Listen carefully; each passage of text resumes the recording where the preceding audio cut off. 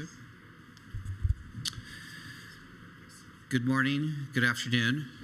My name is Jeremy Jurgens, Managing Director of the World Economic Forum and Head of the Center on the Fourth Industrial Revolution.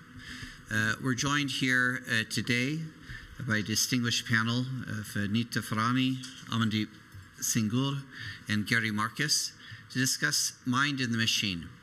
We'll be doing a general briefing for the folks here in the room as well as our online audience on the state of neurotechnology, implications to benefit across a range of areas, and also what the implications are in terms of access, privacy, and human rights. Now, to kick off the panel, I'd like to invite Nita Farahany to share with us a little bit more on the current landscape. Nita, I understand that the market has been growing significantly. Recent research shows, I think it's over $7 billion a year of investment. There's close to 1,200 companies operating in this space, and the market's expected to grow to $27 billion. And I believe that many of our viewers may not be aware that actually the market was so large. So could you actually share a little bit with us on what that landscape looks like? Sure. So let me begin by saying it depends on what we're talking about from when we're talking about neurotechnology. And I think a lot of it gets grouped together under a single umbrella. And it's useful to divide the world up between what is implanted neurotechnology for therapeutic purposes, where there are a number of companies that have made extraordinary advances over the past few years in moving through clinical trials to be able to do things like potentially restore movement or to give people back self-determination who, for example, are quadriplegics or unable to communicate verbally or through eye movements to get those brain signals out and to be able to communicate with devices more directly. That is a limited subset, but some of them have moved to phase 3 clinical trials, and a lot of them are looking at how do they make these devices less invasive? Are there different mechanisms, miniaturization of the technology, or ways to get it into the brain in ways that are less traumatic from a surgery perspective or otherwise, and is something that could go to scale? There are hundreds of thousands of people who stand to benefit from the therapeutic benefits that offers.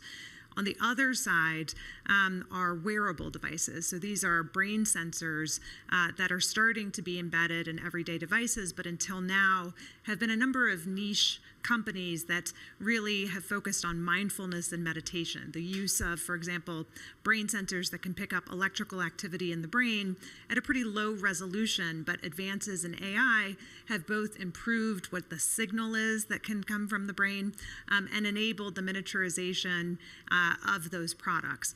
As a lot of the major tech companies start to invest in these brain sensors, it's a huge, I think, untapped market in many ways of integrating them into everyday devices. These are earbuds or watches or headphones and the soft cups around the ears. Many of those products are hitting the market this year, and others are hitting them within the next 2 years, such that people can listen to music, a phone call, etc., while having those devices in ears. I think in many ways it's that latter category that presents the more significant set of ethical challenges. The former is very tightly regulated by existing medical oversight. The latter is bringing the kinds of sensors that people have become accustomed to, such as rings and in watches, into everyday devices, but it breaches the final frontier of privacy, that is, what people are thinking and feeling. Initially, what they will be capable of doing is very high-level brain state reading. Things like, are you tired? Are you paying attention? Is your mind wandering? Are you happy or sad? They maybe enable interaction like up, down, left, right for interaction with other technologies. And they're being embedded into things like virtual reality headsets. 3 major ethical issues I'll just put on the table. One is the context in which they'll be used. When used by individuals to gain better insights into their personal health and well-being, this is a great use case for people to gain greater introspection and interoception.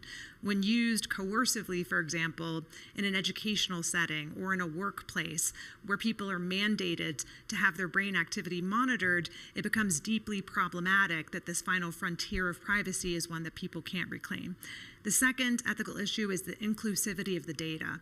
A lot of the data sets that have been built until now in many ways are biased because they've excluded people of different skin colors, for example, or different hair types that interfere with the sensors. The result is that a lot of the data is skewed, and if the data is skewed and high stakes decisions like hiring and firing or workplace decisions are being made about individuals or about children in classrooms, that is also deeply concerning.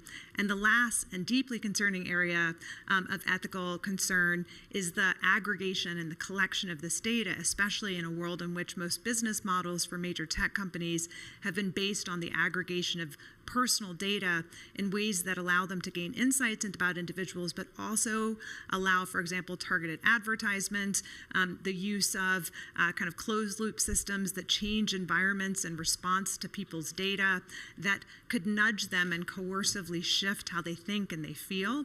Brain data in particular, or cognitive biometrics, the broader class of data from eye tracking and other information, needs to, from my perspective, be kept on device and overwritten such that the raw data where discrimination or other types of concerns could arise are very limited and safeguarded by individuals through encryption and other on-device protections. Great, thank you, Anita. And I think you also go into depth in this in your book, which I quite enjoyed and would recommend to everyone who hasn't already had a chance to read that there. Thank you. I'd like to go to Amandeep Singh Gill next, the technology envoy for the United Nations. And you've been actively looking at the human rights around these issues. And with what we've heard from Nita and the work that you've been doing, what are the essential frameworks to ensure that we protect the human rights of citizens while actually allowing them to gain the benefits that these technologies can provide? Right. I want to start straight away by endorsing what Nita just said. I think there's a shift in the industry, very similar to what's happening with the AI industry. Most of the investments in the private sector, and technology is getting smart, but not smart enough, but it's being rushed to the market because the business opportunity is there. I use a variable. It still confuses light sleep and meditation. It's getting smarter, but it's not there with this wealth to be created. So people are rushing in, and corners are being cut. So that's worrying. And this brings me to this question about the frameworks that need to be applied. I think we have a very strong existing framework of international human rights law. And there are these core conventions, and they are fully applicable to this area as they are to other areas of technology. There is an ethical dimension to it, particularly at the early stages of innovation when it's not clear what kind of legal frameworks apply. And there, my colleagues in UNESCO are working on this issue in partnership with the Office of the High Commissioner on Human Rights in Geneva. In New York, the Secretary General is worried about the lack of effective implementation of these frameworks. There was a discussion a couple of years back within the UN system, do we need new kind of human rights around this? I think the jury is still out. We decided that for practical purposes, we should double down on what exists and their effective implementation. Some countries are putting in place specific laws, but I think we need to speed up, and for that we need to rely on existing frameworks. Okay. Thank you, Amandeep. I'd like to shift next to Gary Marcus, Professor Emeritus at New York University. You've been active in the cognitive science and technology fields for some time, and earlier we also were discussing around, once we start seeing the convergence of AI in neuroscience and what implications that has for future evolution in this space. So I look at this both as a cognitive neuroscientist retired and as also an AI researcher who's mostly been looking at AI policy lately. And as a cognitive neuroscientist, I look at what's there and I say there's still a long way to go before the most scary scenarios where you put on, let's say, a VR device that has sensors and it could read your thoughts. Like, I really don't want to do that. I'm not too worried about that happening in the short term. I think we might find video games where you can kind of move a character left or right. That's not the same as really reading your thoughts. We might see that relatively soon.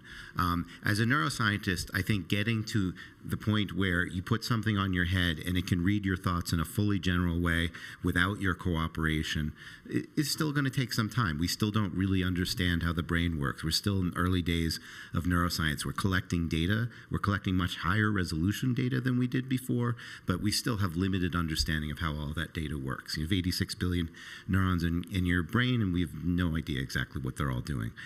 As an AI researcher, though, I'm very sympathetic to the arguments that my co-panelists have made. You can see with AI that we're very late to the game. All of a sudden we have ChatGPT. It has all kinds of implications, and we don't really have any laws that are specific to AI yet. We have a bunch of initiatives that are close, and then different governments are doing different kinds of things. The UN is trying to do things, but we're clearly playing catch up. And I think we should use this opportunity right now to think of some of the same questions that arise in general in AI have implications here. So around privacy, for example, and the aggregation of data, as we're constructing our laws and norms and so forth around AI, we should be thinking about these issues in neurotechnology. And I'll just throw out one worry beyond the excellent list that Nita already made, which is there's a whole set of things around hacking and bad actors. So, for example, if you have some headset and it communicates over Bluetooth is just not that secure.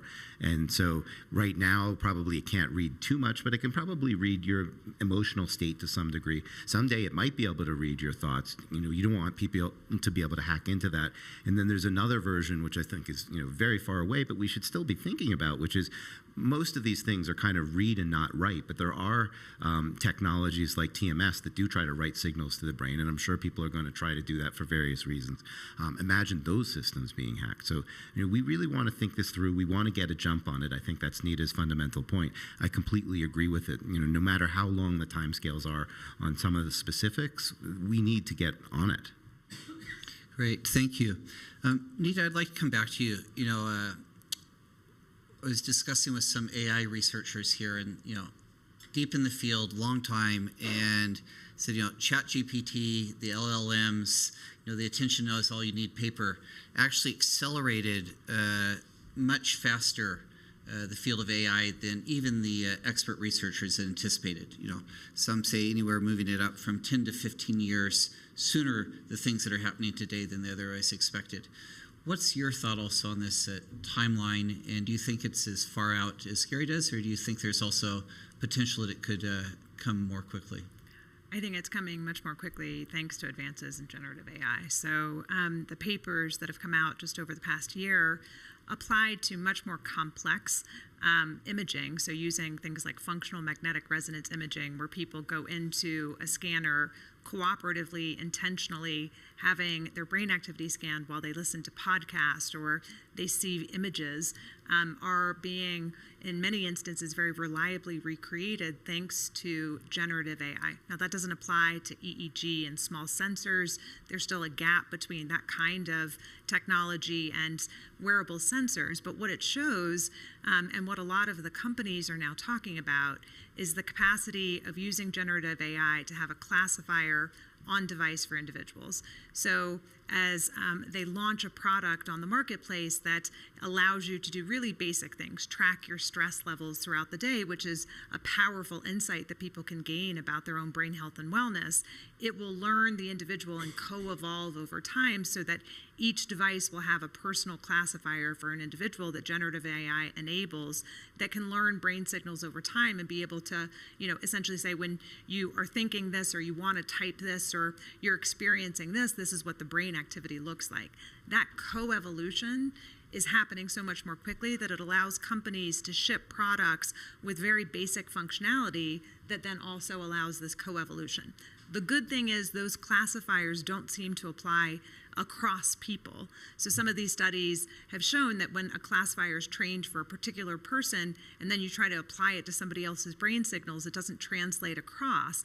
And so if we put into place now measures that really secure the privacy of the classifier as well as the data that's being aggregated, this could be potentially transformative technology for brain health and wellness and more seamless interaction with other technology, but only if we put into place the design measures as well as really updating our interpretation of existing human rights around freedom of thought and privacy and self-determination to align with the rights of individuals around that data. Okay, thank you. Amandeep, I'd like to come back to you after hearing both from Gary and Nita there. You're in discussion with a lot of policymakers, government leaders, and Gary was highlighting, for example, the security concerns on top of the technology that could actually interfere there. Do you feel there's a sufficient understanding among policymakers and government leaders, both on the capabilities of the technology currently, how quickly it's moving, and what advice would you have on, improving understanding of these capabilities? The short answer is no. So we need to raise awareness of the capabilities. And I think we need more diversity in terms of the messaging around these technologies, because often policymakers just get one kind of messaging, which is that this is going to solve some health problems that are, that you relate to in a very emotional way. So we need a more nuanced conversation around that, and that's what we've been trying to promote through the ethics lens, the human rights lens, and also the AI governance lens. I think this point about the convergence that both Nita and Gary have made is very important, because you are able to read brain signals today, process them. Signal processing has been with us for a while, but now you're able to process signals in a significantly different way. You have these papers coming out of Stanford from Japanese researchers. I worry at this stage about, silly use, stupid use, and that would then create problems for the field as a whole, which is at a very early stage of evolution. Good science, the good applications would get constrained. So we need to create a more reasoned debate around this, and the participation of the private sector is crucial. This is one thing, frankly, we are struggling with at the United Nations. How to bring the startups, the companies that are actually developing these technologies into this conversation. Okay, thank you. Gary, any additional thoughts? I'll give a metaphor that I think should be out there, which is these tools are going to become Trojan horses, right? I think this is at the heart of what Nita is really saying, is we're going to see things like the Apple Vision Pro, maybe not, I'm not sure Apple would do this, but we'll see other vendors do this, and Apple's strong on privacy, but others will be less strong on privacy, and they will use this to train classifiers and so forth. I might be slightly, my predictions on how fast people can make something like that might be slightly slower than Nita's, but the general point is absolutely true. They're going to be Trojan horses. You should think about Facebook, right? You thought you were talking to your friends, and really what they've been doing is accumulating this very detailed data and working with other vendors, which will happen here too, to get as detailed a representation of you as possible to sell you personalized ads and so forth. We're going to see the same thing here, where these are Trojan horses. And then the other thing that I think makes policy complicated is that the pace of development here is really not predictable. That 2017 paper that you mentioned didn't even win a Best Paper award at NeurIPS that year. People thought, okay, this is one more paper in this genre, and turned out to have pretty profound implications. I still think we're a long way from artificial general intelligence, but there are a lot of practical things we can do with this technology. We don't really understand the pace. So we can have a drink and argue about it a little bit, but none of us really know how fast this is moving. It's certainly going to move reasonably fast, and it's certainly this kind of technology is going to be used as a Trojan horse, and we need to think about that. Great, thank you. I'd like to use this opportunity to also open it up to the audience for questions and comments, and maybe I can also proactively invite Jared Genser for comment. Jared, renowned human rights lawyer, but also a co-founder of the Neuro Rights Foundation. You've had a chance to hear this. You've also been looking at personally. Any observation on what you've heard here, and what question would you put to the audience or to the panel here? Well, thanks so much. It's not very exciting for me to say that I agree substantially with pretty much what everyone is saying. I do fall on the side of this is moving faster rather than slower. I'm working with one of the world's leading experts on neurotech, Rafael Yuste, who says that things that he thought would take 5 years are now taking 1 or 2. So I think we're moving faster, and also because $1 billion a year is being spent just by China alone through its military on researching neurotech. And I'm quite confident that they're working on, even though I have no personal knowledge, decoding human thoughts, potentially using these devices for torture and other kinds of things. I'll just make my brief comment is that our foundation is coming out with a study to try to bring some data to these questions in the next 2 weeks on a review of 30 consumer neurotech products that are publicly available for purchase and reviewing the user agreements and then benchmarking them against international standards across 15 thematic areas. And it probably is no surprise to hear that across those 30 companies, all of them own your full brain scan, even though they only need a small part of it. And all but one allows that company to sell or otherwise transfer the data. We're not saying it's because these are bad actors, but exactly as Mr. Gill said, we're at very early stages and people don't know what best practice is or how to do it. There's a lot of work to be done. So the question I would have is, for the panelists is, I think we're all in agreement this is moving fast. How do we move the international system faster? Our foundation is working at the national level in the US, Chile, Brazil, and Mexico to do national regulation, but would very much be interested to hear any great ideas we have for how to make people understand that this is a today problem, not a tomorrow problem. Great. Who'd like to take that first? Yeah, Amandeep, can I go to you? I think that's a great question. How do we, we've made the case that things need to move faster on the governance side, on the awareness side, but how do we make that happen? There's a conference that UNESCO is organizing on this. And in New York, there is the Summit of the Future where a global digital compact is to be adopted. How can we reinforce the principled approach to these technologies? How can we put in place some concrete commitments and actions and some kind of a review and follow-up mechanism, because the tech is moving fast and we need to make sure that, as we update our understanding of how existing obligations apply, we are keeping in step with technology. So I see those couple of opportunities, but I think we need to work harder on bringing the industry together. The forum's work on this issue could be helpful in that regard. And if there is a safe space, because from my experience of the lethal autonomous weapons discussion, some of the investors, some of the companies were reluctant to join the discussion because they feared being branded as makers of killer robots and so on. So can we work on this problem and create the conditions for those multi-stakeholder conversations to happen? Can I add to that? And if there's anyone else with questions in the audience, please raise your hand and we'll come to you after each other. Just briefly adding to that, so agreed, a principled approach can help us get there more quickly. Part of what the work I've been doing has looked at is, in this bridge that we're talking about with AI, as well as other emerging technologies, there's a consistent theme across all of them. It isn't just neurotechnology that's seeking to decode brain and mental experiences.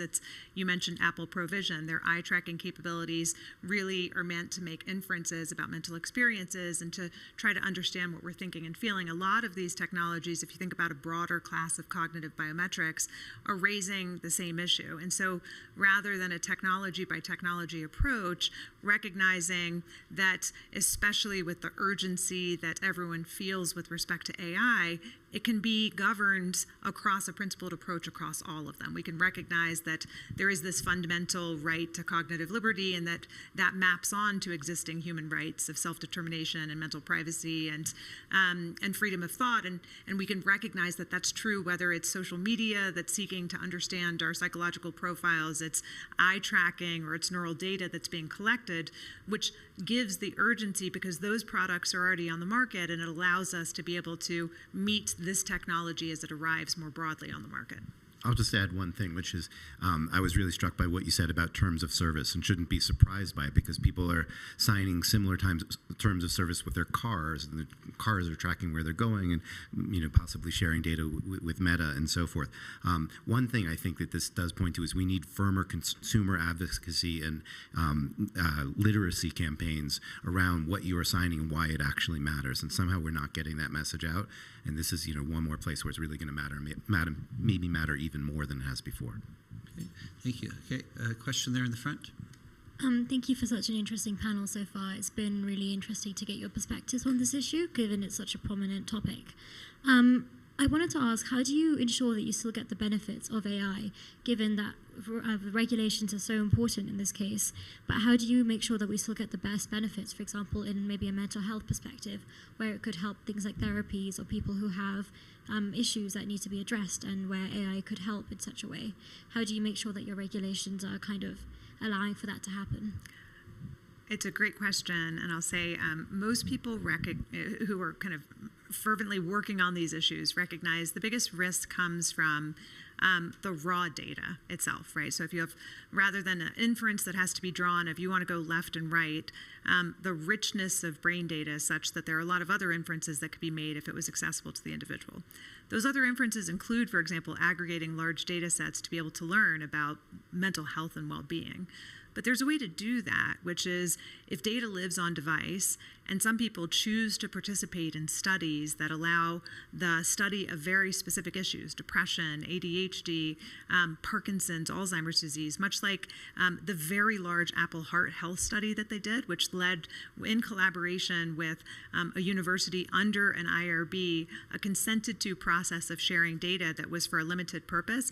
They are able to gain tremendous insights from that. That same thing can happen if suddenly we're tracking our everyday brain health and wellness and our everyday brain activity. There is a wealth of data there. There is a respectful and individual privacy preserving way of studying that data to gain the insights that can benefit humanity. Great, thank you. And maybe building on that last question, also starting with Gary and then working this way, could you build further on the opportunities you see in this space? A lot of discussions here is focused on the clear need to protect privacy, build consumer understanding. What do you see as the key opportunities emerging in this space that we also want to make sure that we don't miss? I mean, the short-term ones are certainly like helping people that are paralyzed be able to walk again and so forth, helping people that are blind. Like some of that I think is relatively close and is going to have major impact. I think that helping with depression and other mental disorders is something that is relatively feasible in the relatively near future. I mean, always these things, we try them out and then, it's sort of like phase 3 clinical trials, a lot of them don't work. So, not every shot on goal is going to work, but I think we have more and more shots on goal and we'll really be able to help people with mental health issues. I think if we get the laws right so that we're not having this kind of Trojan horse problem, then I think there's a lot of potential to help with those kinds of things. In the long term, I actually wrote, in 2008, I wrote a piece for the New York Times about having systems that automatically help us with our memory and our reasoning and so forth. And that is possible. I wouldn't even want people to play around with them, though, until we get these privacy issues correct first. Yeah, Amaddeep? Yes, I think that leads to the learning and education opportunity. But I think we won't get there if we have reckless use of this technology. In fact, it'll be unhelpful. We are faced with aging populations. Demographics are changing very rapidly. So brain health, the percentage of brain health related problems as a subset of overall health related problems is rising. So there is a tremendous opportunity there for societal well-being. And that's why I'm very concerned about not getting this right at this stage because of the opportunity that's out there. I will echo those and add one final thing, which is we know personally virtually nothing about what's happening in our own brains. We're able to track the number of steps we take a day, know our heart rate and other basic metrics, but this part of ourselves that we so closely identify with, we have this just very inaccurate way of accessing. And so the possibility of making transparent to ourselves what's happening in our own brains, whether that's for mindfulness, meditation, stress levels, depression, or just being able to know yourself better. That to me is a really promising forefront beyond the incredible promise that we could have with respect to disease, with respect to neurological disorders and movement disorders that we could really seek to make true inroads on as this technology continues to develop. Great. Thank you. If I could just briefly summarize, what I've heard here is, we have a rapidly evolving landscape. It's not well understood by the general public, let alone business leaders or policymakers. This is something that we need to work on further and develop consumer literacy and individual literacy so people understand how to protect their own privacy and safety in those dimensions. We have existing laws and frameworks. We need to see how we put those fully to use, and then building on that, see whether further work is needed, and also being able to differentiate between what's taking place in the medical technology, where we see amazing benefits and potential, especially for traditionally disadvantaged people that didn't have access to society and to interaction, while managing also for the consumer tech, where the standards are not always up to what they need to be to protect citizens in this environment. And I think also from Amandeep, the need to make sure that we have an inclusive participation there of the private sector and industry, but I would also include here civil society into that group so that we can navigate this future space. So thank you for joining us on today's session on neurotechnology, and thank you as well to the panelists. Thank you.